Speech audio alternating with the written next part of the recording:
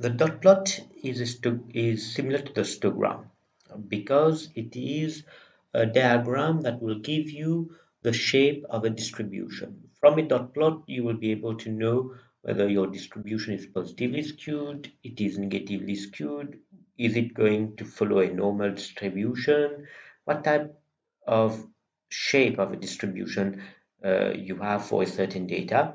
This can be obtained through a dot plot. Let me just give you a small illustration of what it looks like. Let's suppose I consider the number of pen that students have in the class. Let's suppose you have all the students have a maximum of 4 pen and a minimum of 1 pen. So you will have a scale like this. And then I suppose there is only one student who's got 1 pen. So I will put a dot here, or I can put a cross here. It's the same thing here. Still call it dot plot, but generally you will see that in the software you will have a small dot here. All right. You can still write down the dot, but you can still write it down as a small cross here. Then let's suppose for the case of 2 pen, you've got 5 students who've got 2 pens. So I'm going to have dots, which is basically crosses in this context here. 5 crosses, all right. And then let's suppose you have only 2 students who've got 3 pens. You have 2 students, 2 dots. And let's suppose you have only one student who's got 4 pens. You have 1 dot. So in other words, if you look at the distribution shape, you will see that it looks like it is positively skewed. So this is one of the information that you get from the dot plot, just like you would have obtained from a histogram. But of course, you will see here that in the dot plot, these values are discrete, but in the histogram, you will see that the x-axis is going to be supposed to be continuous, right? Because the bars are contiguous. But in the case of a dot plot, you will see that the values are discrete. So we are going to draw a dot plot in R for this class. All right, I'm going to show you how to draw a dot plot. And as I told you, the idea behind doing it is to have an idea of a shape of a distribution of whichever distribution you are looking for. So what are we going to do? We are going to create 100 random numbers in R starting from 0 to 10, and then we are going to draw a dot plot for that. And then after that, we will do something else. After that, sorry, what we are going to do is we are going to draw a dot plot for the number of a data which represent the number of siblings in a class, which is already available in Excel, right? So which is already available on your Google Classroom as well. So let's discuss on how we are going to draw this dot plot in R. So just a kind reminder, we are supposed to draw 100 numbers in R between 0 and 1 through a dot plot. All right, so that is our aim. To be able to do that, you will need to write down the code sample. All right, but I'm going to give it a name. Sample is the function that will allow you to sample numbers from a list of numbers, all right, starting from starting from some lower limit up to a certain upper limit, and you will define how many times you want to do that. So for our example, you just recall that we wanted to have 100 numbers from 0 to 10.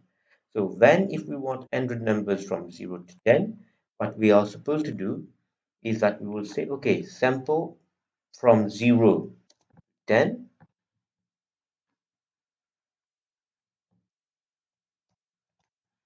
sample from 0 to 10,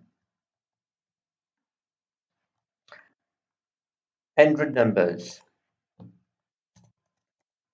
100 numbers. And then it's always good to have an argument that we call replace. This argument replace means what? Do you want to sample these numbers without replacement, or do you want to sample these numbers with replacement? Of course, if you say replace is equal to false here, you will not be able to get your 100 numbers that you wanted from 0 to 10. So obviously here what we want to do is to sample random numbers from 0 to 10 but we through replacement. To be able to get 100 numbers from 0 to 10, we have to do replacement, obviously. So we write down replace equal to true.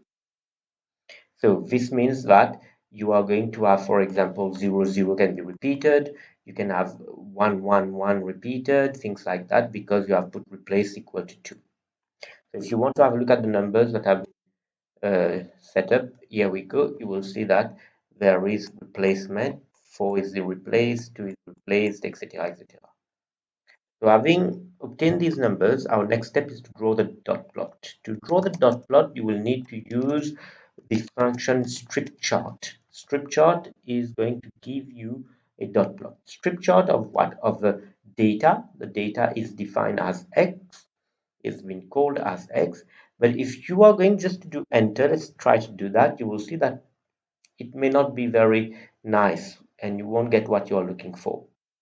See, you get something like that. You will have 0 up to 10. You will have a set of dots here, but this is not helpful because we are not getting the shape of the distribution that we wanted. So we'll need to do some amendment to this graph, obviously, because here there is nothing much that is happening. So let's close this and do these amendments that we want. The first thing that we want to do is, as you saw in this graph that you just saw, uh, there was only square boxes throughout all these range of numbers, but these boxes were not stacked under each other, like in the example of a pen when I showed you. All right. So what we want to do is not to have these kind of box like that, but we want to have all the points stacked under the other, not at only one place like you saw. So then you need to write x, and then you need to add an argument that we call method equal to stack. Stack means now you will see, let me just show you how it look like. You will see now the points are stacked under each other. But again, you will see that these are not very nice and convenient. This is not what we wanted. We want to have some separation between these different dots. All right. Again, the other thing that you need to note here is that these are not dots that is being given to you. So you will need to make it becomes like a dot or a star or whatever you want. But the squares are not very nice. So what are we going to do? We're going to amend that as well. So we are going to write down as point characters 19, which we are used to for when we were drawing a scatter plot earlier. So you will have now dots. But again, these are stacked under each other, which is good, but they are not offset from each other. That is, they are not separate. So what we want to do is that we want to separate these different dots among themselves. To be able to separate these different dots among themselves, what we are going to do is we are going to write down the code offset.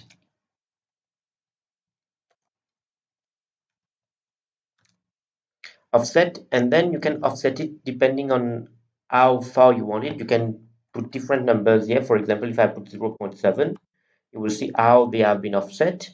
If I put 0.9, you will see that it's going to be even more. And then if you put 2, for example, distance is twice as much as it should be, but you have to be careful in this example here. These numbers have disappeared from the screen. These dots have disappeared. So we can put it as 0.3 as well. It will be a smaller separation, not much, which is not helpful. So let's suppose I put that 0.7 as usual. So you get something like this. But the other step is that I don't want it to be at the middle of the screen. I might want it to be below here, next to the close to the axis here. So if I want it to be close to the axis, I need to add another argument to that function, which is 0.1, for example. 0.1 means the distance is going to be close to the axis. So let me just show you what it looks like 0.1. If you want it 0.2, let's suppose, you will see that it will go a little bit higher. All right, so you will have to play with it and see what is more convenient to you and what is uh, readable as well. Like if you put this, for example, 0.9, it's okay, but let's suppose I put it at 2, 1.1. It's getting too high, all right? So it's not a very good idea to have something like this, like having 1.1, which is too close to the above. It's not very readable and nice. So this is why we want it to be something that is really close to the x-axis to make it easier for us to see what are these numbers. This is 1, this is 2, things like that. This is closer to the x-axis. So here we go. This is how you draw a dot plot for the case of a data. But now, apart from that, you will see that there is another data that I gave you, which was in Excel, right? Which is the siblings data. Here we are. This is available on Google Classroom. So this is a data from a past class, all right? From a past class where they were asked to record their number of siblings. It's a real data. So this is what you got in a previous class. So what I'm going to do is that I'm going to draw a dot plot for that. Obviously, it is convenient to draw a dot plot here because the numbers are relatively restricted between 0 and 2. It's fine. 0 and 3, sorry. But uh, and it is discrete as well. So we are going to draw a dot plot and see how it looks like. The first thing, obviously, is to read the file.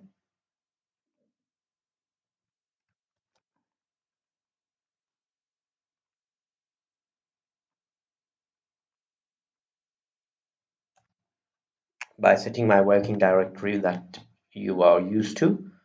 You don't need to worry too much about setting the working directory that I've set. For you, it's going to be different. And then I'm going to give it a name. Let's call it data as usual, read.csv, because the data is in CSV. If it is not in CSV, please convert it into CSV first. All right, sibling, I called data sibling, and then there is a header there. If you want to have a look at data, you can view the data just to see how it looked like. So you had 24 students who gave me their number of siblings. The next step is, after having obtained all these, you can attach the data if you want, or there is no need to attach the data as well, right? Because we are going to call data directly. So we can just now type strip chart directly, and then go to data, because there was no header in this. Uh, Let me just confirm if there was no header. There was a header, I think, sorry. Right? Let's just confirm that, sorry. So there was a header, so there was a header. I could have attached the data and called number of siblings dot dot, but you see, there is another way of doing it, is that there is no need for you to attach the data, but you can still call this variable because there is only one here. Strip chart, which is going to give you the dot plot. Just call data as data bracket 1. By doing so, you are referring to the first column. Remember that before the comma you have rows, and after the comma you have columns. So when you say data comma 1, you are referring to the first column in the data, and there is only one column in any way. Anyway, there's only one column. So here, when you've done that, you can do enter. You will see that you won't get much again. You will get the same thing like before. So we are going to change that and make it neater. So to make it neater, what are we going to do now? Look at the axis as well. See, it's not a very nice axis. You have 0 0.5, 1.5, and so on, which is useless here. You would prefer to have 0, 1, 2, and 3 without the decimal and so on. We are going to change that as well. We are going to remove this big frame here. We are going to put it in stack mode as well. Let's do all this together. So we are going to have method is equal to stack, which is going to improve the data a little bit. Remember, I want to change that to dots rather than squares, right? And then if you recall, we just did that earlier. We want to offset these. And let's suppose I offset it as 1. Let's have a look at whether it is nice or not. It looks nice if we offset it at 1. You could also offset it as a lower number or a bigger number. That depends on you. And then we are going to bring all this down. We are going to bring the old drawing down close to the x-axis, and you know that we need to put at is equal to 0 point. Let's suppose 0 0.1 and have a look. 0 0.1 is a little bit too low now. You may wish to put it at 0 0.3 as well. It all depends on you, okay, how you want it. So then I want to remove the, this is a matter of personal choice, a matter of preference, right? For you, you might have a different preference. That's okay, as long as you don't bring this whole graph to the top here. Now, the next step is to remove this axis and rewrite it. But we could also do something else. We could also remove this frame. Let's remove the frame first. To remove the frame, we just write frame.plot equal to f. Frame.plot equal to f means remove the frame around this. I don't need it. I get this. The next step is to change this x-axis. The x-axis that I have here is having 0 0.5, 0 0.0, 1.0, and so on, which is not very neat. So I want to make it very neat, like you have 0, 1, 2, and 3. That's all I want. Not the 2.0, not the 2.5, or whatever it is, but 2. Instead of 2.0, I want two things like this. How do I do that? So to be able to do that, I need to remove the x-axis first. To remove the x-axis, I do x axt equal to n. I don't want any x-axis here. So this removes the x-axis. Then when I've removed the x-axis, I need to recreate another axis, which is obtained through the function axis. Now for the function axis, you have one possibility is that you want to change the horizontal axis, which is going to be done through the argument 1. If you want to change the vertical axis of any drawing, then you will use 2 here. But of course, for us, it is the horizontal axis that we want to change, so it is 1. And then what do we want to do with that axis? We want the horizontal. When I write down 1, it means the horizontal axis. If I wrote down 2, it would have meant the vertical axis. But because I'm right, I want to change the horizontal axis. That's why I put 1 here. Then after having put 1, I need to say what do I have at these different instances. What do I have here? What do I have here? What do I have here? I need to write down the labels here. So this is what I say at equal to. The axis I'm going to write at equal to C. You have at 0 siblings, you have 1 siblings, you have 2 siblings, and you have 3 siblings. These are the only possibilities. When I've done this step, look at what's going to happen now. You see, now it becomes very neat: 0, 1, 2, and 3. So what you are doing here is that you are replacing the older axis by a new axis with figures 0, 1, 2, and 3.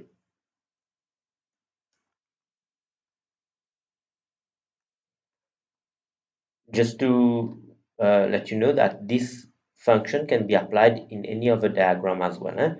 It's not only for the dot plot. So that's all for the dot plot.